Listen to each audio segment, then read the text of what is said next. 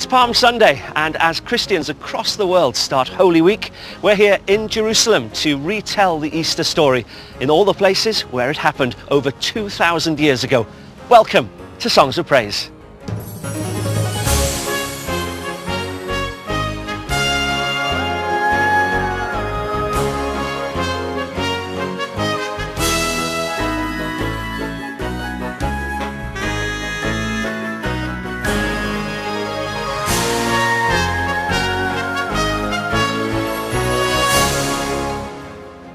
In today's programme, we've brought a choir here to Jerusalem to sing and to experience the moving story of Holy Week firsthand by walking in the steps of Jesus. One cannot fail to believe when they come to a place like this. I think it has changed more than my faith.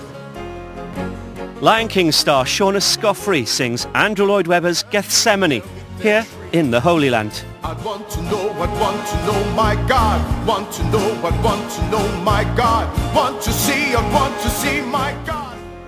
And our choir visits the Church of the Holy Sepulchre, built over Christianity's most sacred sites.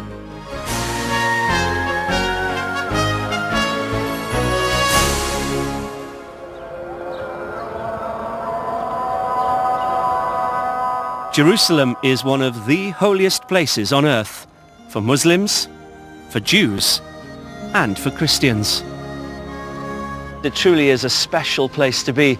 That's why thousands of pilgrims come here every Easter, because this is where Jesus was crucified, died, and rose again. Our group of singers has been brought together for this pilgrimage by Songs of Praise musical maestro Ken Burton. All the hymns in today's programme are sung by our choir right here in Jerusalem. This is my first time in Jerusalem. It is an absolutely incredible place. I am an avid Bible reader, and it's just really wonderful and interesting just to see the place names which you read in the Bible. It's so exciting to be amid this amazing clash of cultures and to know that 2,000 years later we're still walking where Jesus walked. I've not been brought up in a Christian family, but I have always felt some kind of connection and I've always felt quite spiritual. So to have the opportunity to come to a place like this and see how I feel really lucky to be here. They are all fabulous singers, and for our first hymn, which celebrates Jesus' arrival into Jerusalem on Palm Sunday, they're joined by a local choir in St George's Cathedral. I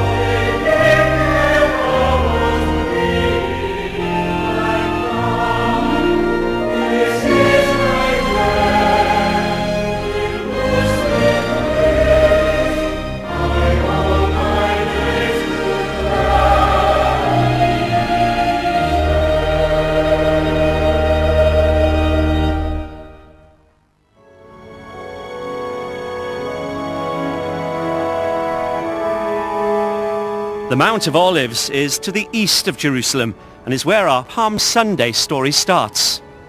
To find out exactly what happened here, I'm with our choir and Helen Bond, who's Professor of Christian Origins at the University of Edinburgh. So what's the significance of this particular walk to Palm Sunday? Well, this is the Mount of Olives, and it's from here that Jesus made his way into the holy city of Jerusalem on the back of a donkey on Palm Sunday.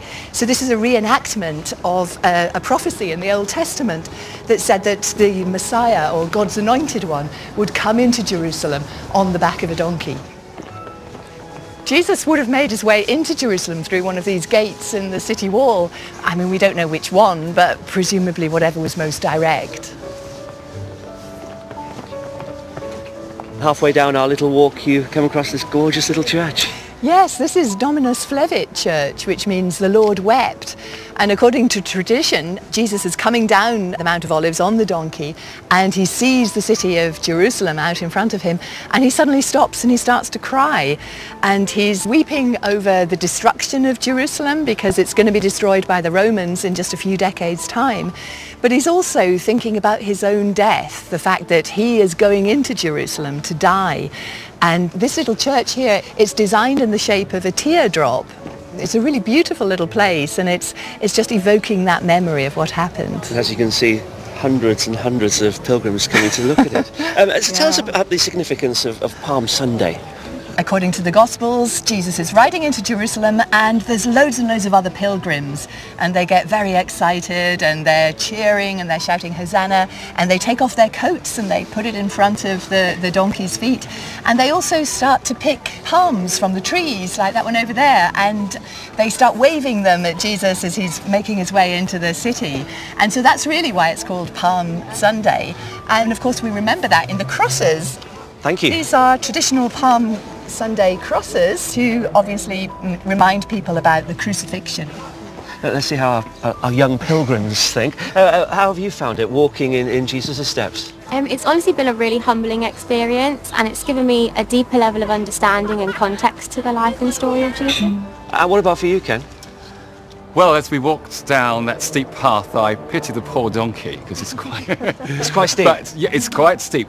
But wherever you walk, your eyes are automatically drawn to the magnificence of the city. And it's no wonder that Christ's heart was poured out on the city. Now, you've walked this route many, many times during your life. What brings you back, and why is it so special for you? Oh, this is just the most magical place in the world as far as I'm concerned. There's just something about Jerusalem that time just melts away, and I can really feel the first century here. I can feel what it was like in the time of Jesus, what he was doing, and you can almost hear the shout of the crowds. I think it's just amazing. Well, the good news is we've only done half the walk, so we've got half to go. You up for it? Yeah. Let's go, come on. Our next hymn comes from Jerusalem's Tower of David, which, when Jesus was alive, was part of Herod's famous palace.